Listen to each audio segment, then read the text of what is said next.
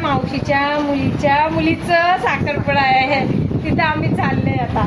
मी आणि मम्मी चालले. माया आणि दर्शू दीदी. ताई नाही आहे, ती ताईची तब्येत ठीक नाही आहे. रोशनी बोलते मी साडी नाही आणलेली, म्हणून आम्ही दोघी माळे आले की आणि मम्मी आणि दीदी बस आम्ही एवढे जणच चाललो. जवळच साखरपुडा आहे. माझ्या बहिणीचा साखरपुडा आहे एका हिसाबात ना मम्मी.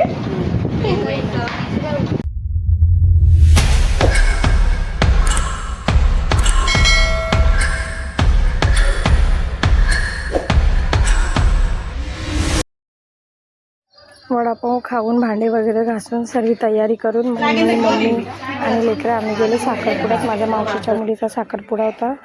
त्यानंतर थोडा वेळ बसलो. आमची नवरीबाई काय आलेली नव्हती पार्लरमधून. हे मुलाकडचं साहित्य आहे जे त्यांनी मुलीला द्यायला आणलं होतं. त्यानंतर मी मम्मी आणि मावशी आम्ही सर्व जण या ज्या होत्या साखरपुड्यासाठी लागणारं साहित्य घेऊन बाहेर आले. त्यानंतर मग भटजी आले आणि मुलाच्या आणि मुलीच्या मामाला बोलवून त्यांनी सुपारी फोडण्याचा कार्यक्रम केला अगोदर, कारण की सुपारी फोडण्याचा कार्यक्रम नव्हता झाला. ह्याच दिवशी नक्की केलं होतं सुपारी फोडायचा कार्यक्रम.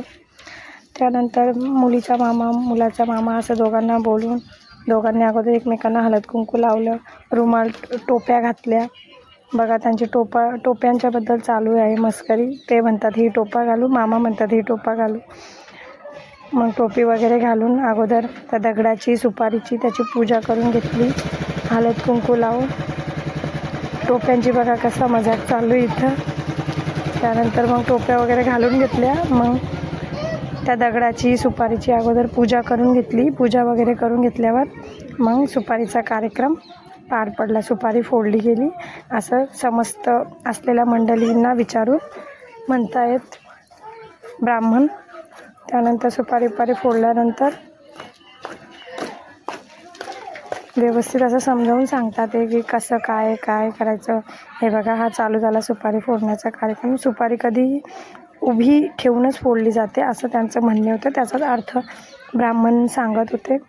मग त्यानंतर सुपारी फोडल्याच्या नंतर त्यांची भेटगाठ झाली. सर्वांचा मान राखून सुपारी फोडतायत असं भटजी सांगत होते. त्यानंतर सुपारी फोडण्याचा कार्यक्रम झाला. मग आमची नवरीबाई आली. लग्नाचा कार्यक्रम सुपारीचा खूप मान असतो असं म्हटलं जातं. त्यामुळे सुपारीला अगोदर हळद कुंकू लावून तिची पूजा करूनच सुपारी फोडली जाते असं मानलं जातं. त्यांची सुपारी फोडून झाली. मग त्यांची भेटगाठ झाली. सर्वांच्या सहमतीने सर्वांना नमस्कार केला. त्यांची भेटगाठ झाली. त्यानंतर इथं मग आली आमची नवरीबाई आली. तिला पाटल्यावर बसवलं. मग तिच्या सासूबाईंनी तिला हळद कुंकू लावून जे आणलेल्या भेटवस्तू आहे त्या दिल्या. भेटवस्तू दिल्यानंतर मग आमच्या इथं नवरीबाई वापस जाते घरात आणि जी दिलेली साडी असते ती नेसून वापस येते. इथं भेटवस्तू देण्याचा कार्यक्रम चालू आहे. भेटवस्तू देऊन झाल्यानंतर नवरीबाई आणि तिची सासूबाई एकमेकाला हळद कुंकू लावत आहे. मग नवरी गेली आणि मग नवरा मुलगा आला.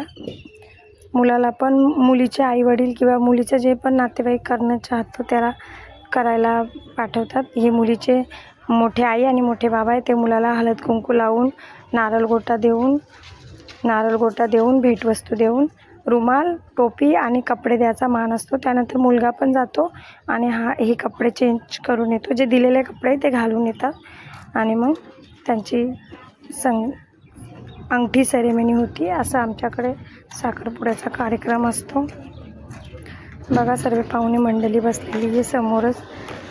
साखरपुडा झाल्यानंतर जेवणाचा पण कार्यक्रम होता. पण माझा स्टोरेज फुल झाल्यामुळे मी काय ते करू नाही शकली शूट. आणि खूप गरम होतं. तर त्यानंतर मग नवरीबाई साडी चेंज करून आली. मग इथं नवरीची 5 सुहासनी बायका ओटी भरतात.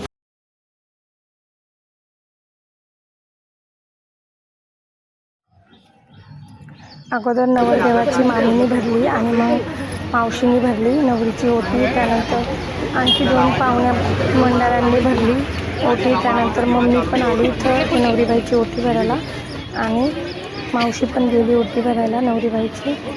अशा प्रकारे नवरीचं चालू आहे.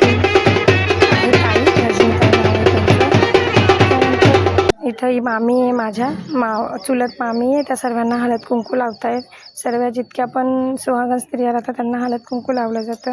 ती माझी मोठी मावशी होती, म्हणजे माझी 4थ्या नंबरची मावशी होती. ही माझी मम्मी आहे. आणखी ही माझी 3ऱ्या नंबरची मावशी आहे. माझ्या मम्मीला 4 बहिणी आहेत. अशा मला 4 मावश्या आणि 1 मामा आहे. त्यानंतर मग इथं फोटो सेक्शन चालू झालं. थोडंफार फोटो खिचले. त्यानंतर इथं नवरदेव आणि नवरीबाईंनी एकमेकांना रिंग एक्सचेंज केला. दोघांनी एकमेकांना रिंग घातल्या. रिंग घातल्यानंतर अगोदर नवरीने घातली आणि मग नवरदेवाने घातली. तिथं त्यांचा फोटोवाला उभा होता आणि इथं मी उभी होती, म्हणून त्यांचे तोंड तिथं आहे. त्यांचं लक्ष तिथं आहे जास्त करून, कारण की मी इथं उभी होती, तिथं नव्हती उभी याच्यामुळे. त्यानंतर त्यांनी दोघांनी एकमेकांना अंगठी घातली, फुलं दिले. असं फोटो सेक्शन पण झालं. त्यानंतर नवरीबाईनी नवरदेवनी एकमेकांना पेढे खाऊ घातले. त्यानंतर एकमेकांना त्यांनी फूल दिलं. पेढे वगैरे खाऊन झाले. आणखी एक सरप्राईज होतं की नवरदेवानी नवरीसाठी हा मोबाईल आणला होता. बघा, साखरपुड्यातच तिला मोबाईल भेटला.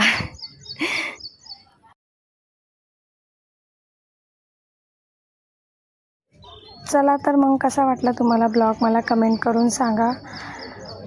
आवडल्यास लाईक, शेअर, सबस्क्राईब नक्की करा. तुम्ही ब्लॉग बघता आणि लाईक करणं विसरून जाता, त्यामुळे लाईक नक्की करा. तुमचा एक लाईक उद्याच्या ब्लॉग बनवायचं मला मोटिवेशन देऊन जातं. त्यासाठी एक लाईक नक्की करा न विसरता. भेटू नेक्स्ट व्हिडिओमध्ये. बाय. कसा वाटला तुम्हाला ब्लॉग मला कमेंट करून नक्की सांगा. भेटू नेक्स्ट व्हिडिओमध्ये. आवडल्यास लाईक, शेअर, सबस्क्राईब नक्की करा. Bye bye.